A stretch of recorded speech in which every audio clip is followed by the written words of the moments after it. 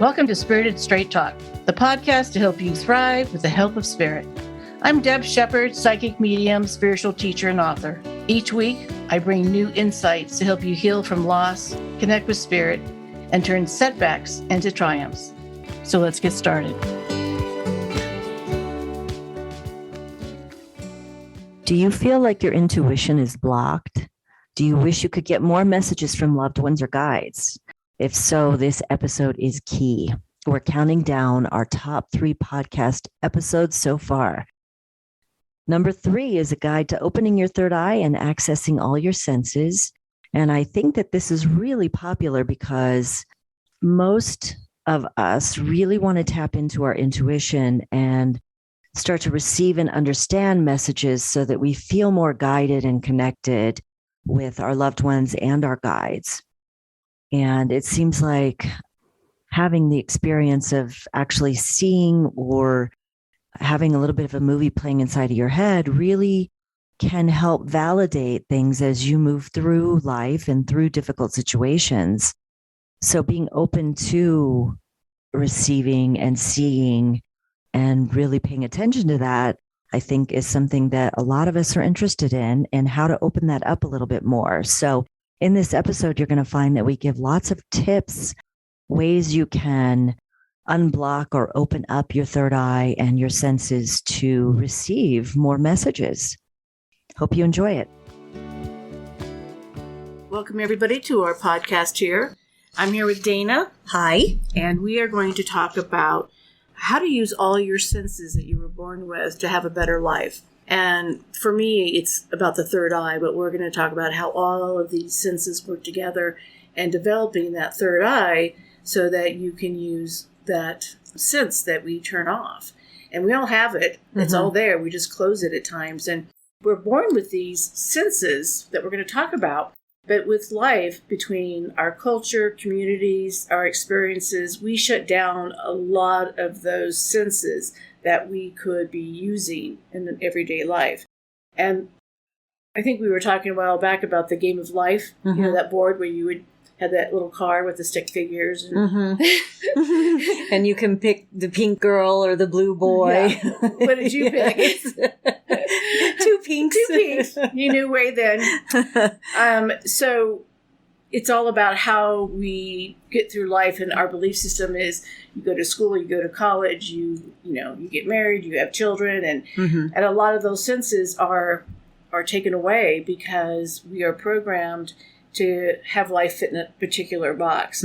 And what I am enjoying now about our society and the kids that are being born today, they're not playing by those rules. Right. And I think a lot of people are trying to figure it out. And I think they're using all their senses. You know, they're probably a little bit more, more than what a lot So of the us. senses we're born with. Right. Are sight, sound, taste, touch, and smell. That's what we're taught. And school. When you're in kindergarten or whatever grade they teach it now, or if you're at home. Okay. But it's really much more complex than that. And they actually believe that we have 7 senses. But as we go further, there are a lot more than that. But one is regarding our body and our position in our body and how we react to things. So, because there are names. Like our balance. Our balance, yeah. So one is vestibular, which helps us balance, I guess, balance while we're walking, or if we need to stand on one leg. Or mine does not work. Your vestibular is lacking. Maybe that's what I need to work on, which I have been working on that Yes, you have. And then the other one, I'm going to let you Proprioception, which is body position, which allows us to do something like crack an egg without crushing the egg in our hands. Yeah. So it's a sense. I mean, as I'm imagining that, it's a knowing not to go too far, right, or how far to go within your action. Interesting. It is. And then I was reading about how we also have the senses of being hot or cold, and if we're thirsty. So all of those are additional, or hungry. Yeah, all those are additional senses. Or if you're like me, I might be thirsty, but I feel hungry. Or I really know I need another glass of wine. Maybe that's a sense. Okay, anyway, getting back to this. And also we have what's called chakras. And for individuals that are not familiar with chakras, a lot of cultures like Hindu and Buddhism and people that practice yoga understand that chakras are those energy centers. And if you see a picture of someone that has their legs crossed and there's colors up the spine, up to the top of the head, we usually work with 7 of them. But actually, we have 114. That's a lot. That's a lot. But anyway, we work with the 7. Well, the 7 are the 7 main ones. Correct, that we work with on a daily basis. Right. Okay. Okay. And we use these in order to figure out what's going on in our life and how to me, it's interacting our physical senses along with our chakra energy centers. So we combine those together, and we're using a lot of great power for our ability to be here and face what us humans do in life. Mm-hmm. Like the game of life. Like the game of life, right. So we want to use these senses. And so the 6th chakra is what we call the third eye. Okay. And that's when you will see people talking about their third eye and what they're seeing in their third eye. And cultures have been around, even back to the ancient Egyptians, where they had the eye of Horus. Yeah. You know, where that they, so right. it's something that's believed in. In the hieroglyphs, they would draw that on. Yeah. Or they would draw it in the hieroglyphs. So as I was thinking about this, I thought, well, does that mean their third eye helped them build those pyramids, or was it aliens? So, or was it a little combination of both? So together, if you have 114 chakras and 21 senses, that equals 135 ways to use these energies. Oh, wow. Okay. So when you put all that together, but you only use the 21 senses...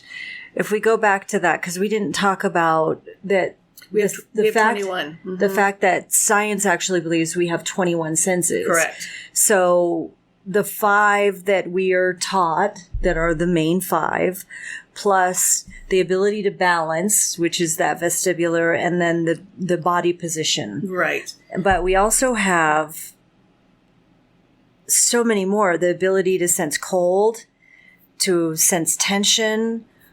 Like your body, you know, when you don't sit right all day, or something just is hurting, or hot, yeah, sensing hot. If anyone here is listening that's gone through menopause, knows that sense. How hot it can get. So our body has so many things, and it's so much more complex than right. we use. So that's like all the human, what our brain uses to monitor our system. Correct. Okay. And then we have the spiritual side, which we normally use the 7 chakras and all the different colors, and they all have a different vibration. And we try to keep those balanced. So when you look at both of these together, you know, mind, body, and spirit, you're looking at the combination of the 3. 135 senses that we have. Wow. That we can use. But if we're only using 5, we're not really loading up our entire being with all the tools that we can use to understand how life is. And we come into the body. Not using your full team of... You're not using our full team. Yeah, you got a lot of them benched, sitting back. And it's because what we're told. We're told, don't trust your intuition, or you're making that up, or through experience, you start to not trust your intuition because you were wrong about something. Right, or they said you were wrong. Right. I mean, I think a lot of times we're right. We're just not always getting the clarity, or it's fear from the past. And so when I started thinking about all these senses that we can use and the lack of what we're using, how do we open up and balance all those so we can feel more in our power? Okay. And with chakras, it's very easy to be able to understand where our chakras are unbalanced. So like we were talking about earlier, tripping and falling. It could be a health issue, which is one of the senses, the 21 senses, or is your chakra out of balance? Are you feeling like you're not in your power? You're feeling like, you know, your security isn't there. You're not sure where your future is going. Like the rug's been pulled underneath you. So let's talk about the 6th sense in the pineal gland again. Okay. Because we started on that. And we're going back. Okay. That's so interesting. The pineal gland, or pineal gland. Pineal. Is actually shaped like a pine cone, and that's why its name. Yeah, and it's in the center of your brain. It's not very big, but yours is large. Well, I think it is. You know, now we're going to have envy around how big you have a big pineal. How big is your pineal? Oh my God. Yeah, so that's a good one. So it regulates, your sleeping. And we have this great doctor right now that it's an ageless doctor, and he talks about being out in the sun before 10 o'clock. a.m. Yeah, 10 a.m. so that your, the back of your eyes? Your retina, can start regulating sleep, and that's what that it's gland attached does. to your pineal gland. Mm-hmm. Wow, okay. So what happens if we're inside all the time, it's affecting that gland. The circadian rhythm. Mm-hmm. Yeah. It's affecting it. And so you look at how many people are working indoors. Years ago, people were outside, they were milking cows, they were harvesting, and, they were outdoors. We're inside so much of the time. So it is affecting that gland. So that's our sixth sense. That's our sixth chakra. So our third eye, which is also linked to intuition. Yeah. Perception, awareness, intuition. And if you look through life, how everyone became, they saw visions or they knew things, that gland was much more awake, basically, and aware. But we stopped using certain earth things to keep that going. So do you think, I wonder if animals, because animals don't shut down their intuition. No, they have don't. to be intuitive to survive. And they're outdoors normally. Yeah. I mean, you look at the way animals react to a pending earthquake or a storm coming. They know. Or tsunamis, they know to get on high ground. Yeah. So their intuition is on high alert. Right. So that's interesting. They have big pineals. Okay, that's funny. We're gonna have to use that now. I know, absolutely. So it's also called the spirit molecule or the seed of the soul. And when I was thinking about this years ago, when I first started doing spiritual work, I called my business the seed of the soul, and I never knew where it came from. Seat as in you sit in it? Sit in it. Okay. Seat, S-E-A-T, of the soul. And I don't know where it came from, but obviously now I understand, because when I was doing a little bit more research to have more science behind this is what I saw, and I was just like, wow, okay, that was obviously my intuition talking to me. Yeah. And it does feel like you're making stuff up. I mean, that's the whole thing of... Because you have to trust. You have to trust your creative side, yeah. Right. So anytime that we're out of balance, then we try to figure out how to create that balance.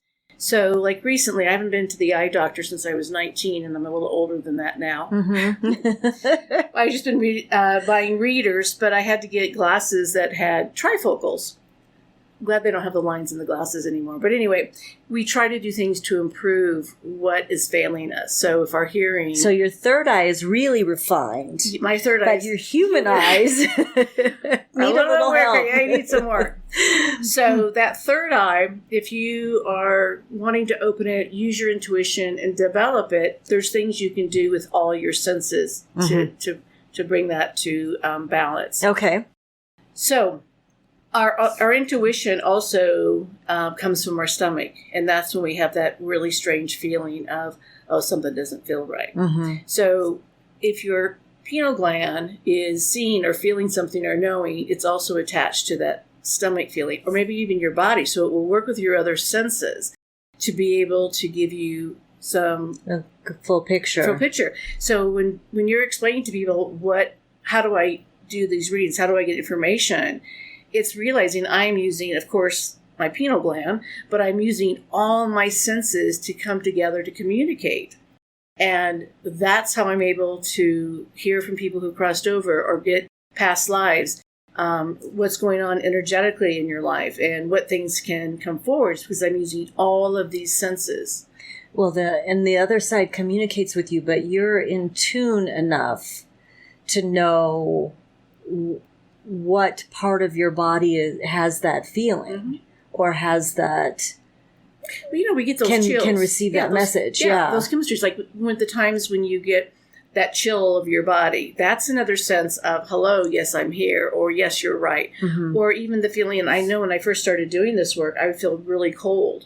I don't feel that anymore, but I'm using all my senses. So my third eye will give me visuals of things to be able to tell you a story or what I'm feeling and seeing. And then my body will react to all of that. Like, does it feel positive? Does it feel, I should be worried or concerned? and the tools. So what I thought. So your emotions, but all so sight first, of course, sight in your third eye, but sound, taste, smell. Well, how many times do I taste alcohol? I can tell you what kind of alcohol they used to drink. Now, if you could get down to the brand of wine, I'd be impressed. One time, though, I did get the whiskey. It was the kind that it's in that bag, that purple bag. Yeah, Crown. I saw the Crown bag and told her, she goes, yeah, that's exactly it. And so sometimes I can see the visuals of it. But then again, it's understanding I'm using all of these senses at one time. So they're all connected. Mm-hmm. So when you want to develop that intuition, your third eye, and open that up, it's remembering it's connected to other parts of your body, mind, body, and spirit. Okay.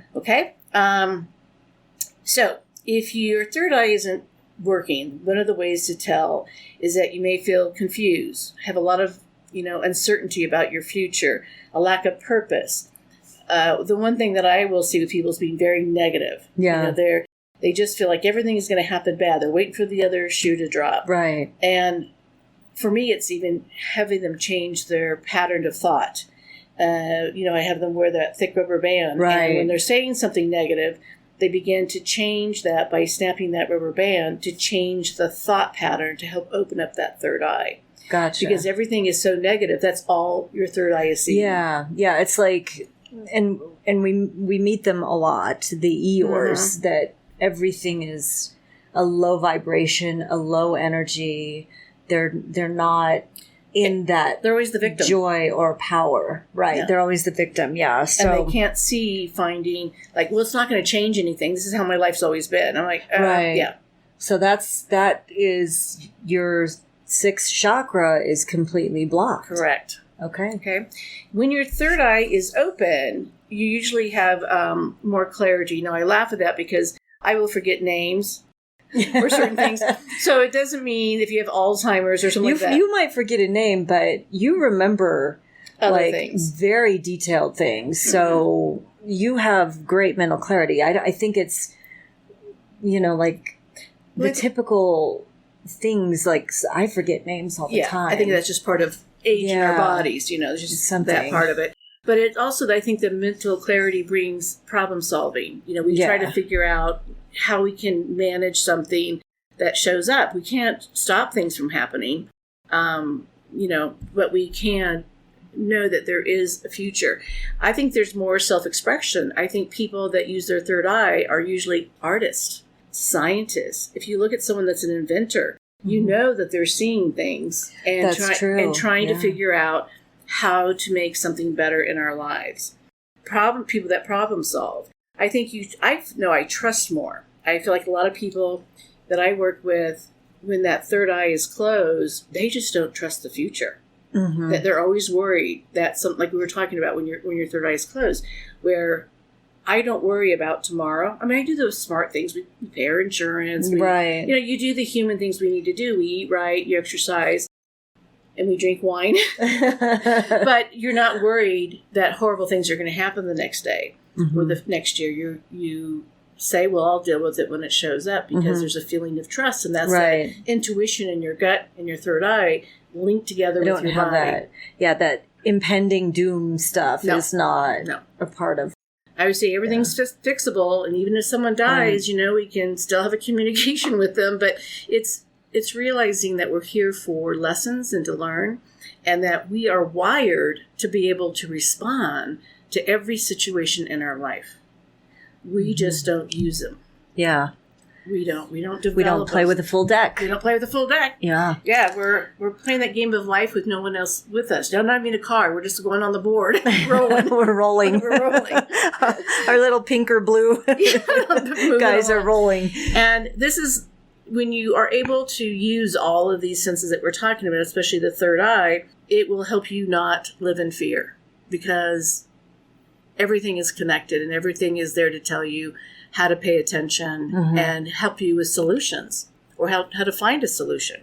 So how do you open your third eye more? Or I guess in this case, for this conversation, how do you develop your pineal gland to be bigger like yours? Bigger like mine.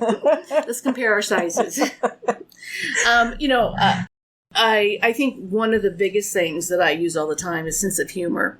Mm-hmm. And even though I wasn't thinking that on my list, but humor, as you know, I love humor, mm-hmm. and I find humor. And when I'm working with people and they're in that darker place or feeling overwhelmed, I always say grab humor, because I think it does let up a little energy. It shifts that energy, that when all of your energy, whether it's worry or fear, those kind of things, if we bring that laughter into our life, it does create a lot of balance for us. Well, and I think it's something that you can do quickly and easily, right, to raise your vibration. And, it's a simple thing. Very simple. But look up your favorite stand-up artists and watch a YouTube video. Or what's one of my habits now?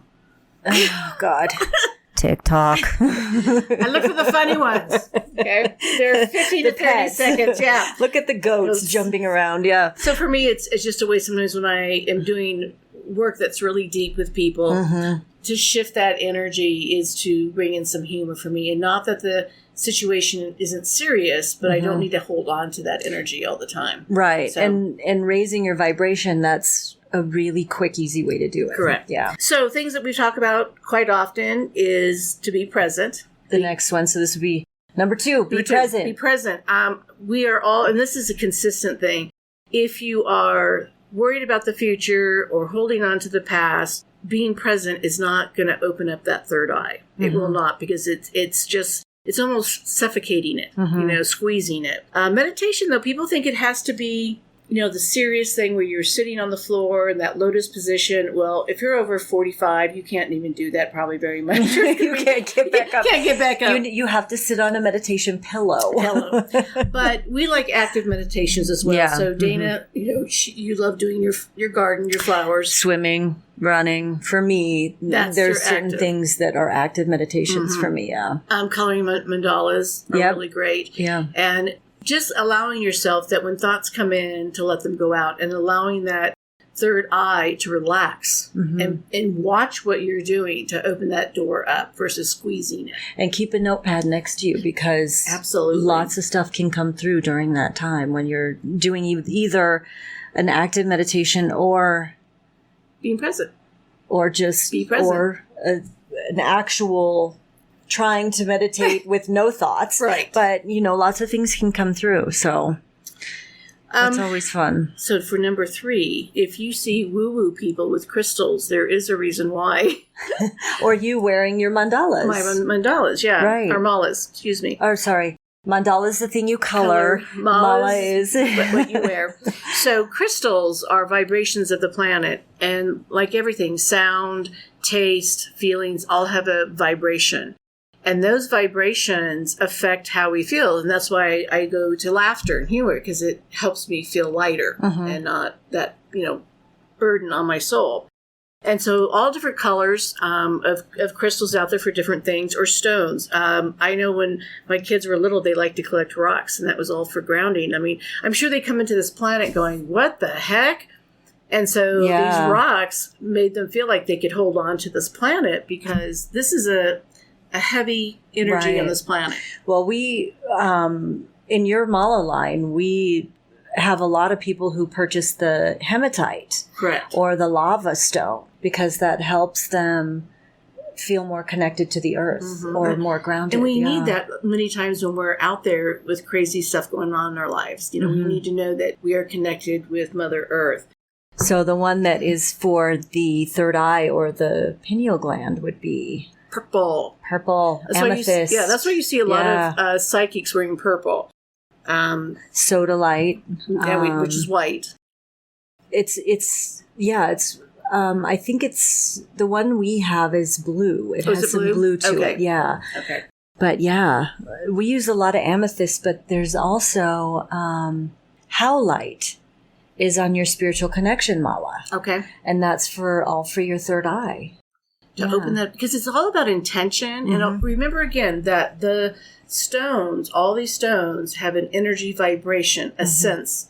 And your body, since you have all these senses and all these chakras, it will vibrate and pick up that energy because it feels familiar. That is so cool. Isn't that isn't cool? it? Yeah. So they even say wear your mala against your skin so that your body can feel and absorb that vibration. The store that we go to buy our malas, the Sarita, she's just amazing. Sometimes I can't even go into that store because there is so much energy from all the stones. Yeah. I get almost out of balance. Uh-huh. And I remember walking up to the pendulums. Did I pronounce it correctly? Yeah. And they just started moving by me standing there. And I took a video of it because that's how energy is affected when you have all your senses open to feel everything. Mm-hmm. And so it's when I do go in, I have to remember shut things down because I want to walk through the store. I don't want to feel everything and have everything moving. Right. So that's how you can be wired. And when people say, I don't feel anything, are you shutting everything down, or is it something that you don't need, or finding that stone or that crystal that does change your vibration? Mm-hmm. So number 4, there's things you can eat. I know. And we eat these things, which is really cool. Yes. And then also one of these things that we just started taking because we were low in. So I think interestingly enough. Interesting, yeah. So we love garlic. Who doesn't love garlic? So all those Italians, right? And Hispanics. Yeah, garlic and everything. Lemon, watermelon. Which one of your favorites? Cilantro. Love cilantro. Ginseng. Vitamin D3. Mm-hmm. Yeah, which is in fish. You can take a supplement. The supplement, though, if you take D3, I think there's something you're supposed to have with it. Is it K? Well, our doctor told us D3, K2, just to help us absorb it. That may not be for everybody. Hemp seeds, honey, and coconut oil, and goji berries. So now you have your whole diet to wake up your third eye. That's awesome. That is. To think that ingesting foods can help open up your third eye or make your pineal gland healthier. Think of what organic food does to us. Right. You look at all the different foods that are out there, and that's on our planet for us to have all that balance. Mm-hmm. So eating these things, and the intention you with crystals. So maybe you could wear your mala crystals along with garlic knots. Right? You're trying to ward off the vampires at that point. Again, this is all about intention with this, but these are the things that we eat all the time. A lot of these anyway. Interesting. Mm-hmm. So 5 would be essential oils. We let you introduce me more to oils, but I love essential oils. And actually one that I wear all the time is jasmine, because when I had my Vedic astrology reading, she said to wear a lot of jasmine. So I got a jasmine roll-on, so I wear that a lot, actually.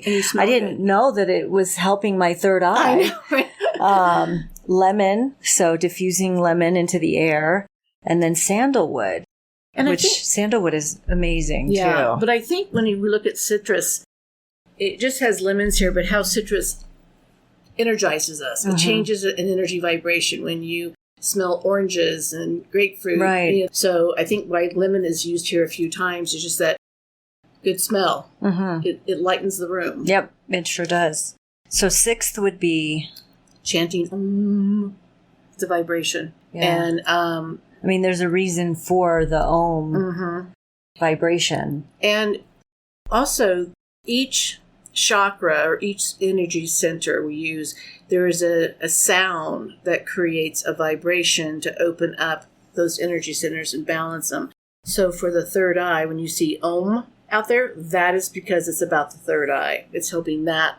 So by chanting that, saying it, however it works for you. I cannot sing. I'm not a singer, but I can say that. Yes, you can.